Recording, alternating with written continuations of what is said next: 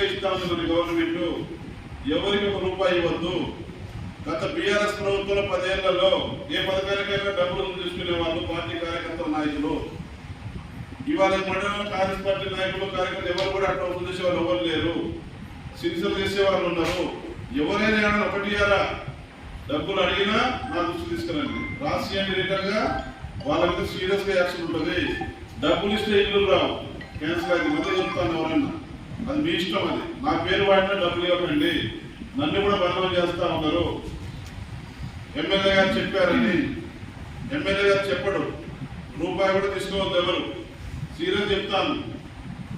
కాబట్టి మీరు నా పేరు వాడినా, పార్టీ పేరు వాడినా, ఎవరి పేరు వాడినా మీరు ఇంద్రమ్మ విషయంలో నీకు ముందు లిస్టులో వస్తుంది, డబ్బులు ఇస్తే వస్తుంది అని ఎవరు చెప్పిన ఆ మాటలు నమ్మకండి, మోసపోకండి. ఎవరికి డబ్బులు ఇవ్వద్దు. ఎందుకైనా ముందైనా నా కోటలో ఇతర వీళ్ళకి ఇచ్చే బాధ్యత, మీ సొంత కళ నెరవేర్చే బాధ్యత నాది, మీ ఎమ్మెల్యేగా. కాబట్టి ఆ రకంగా ఈ మండలంలో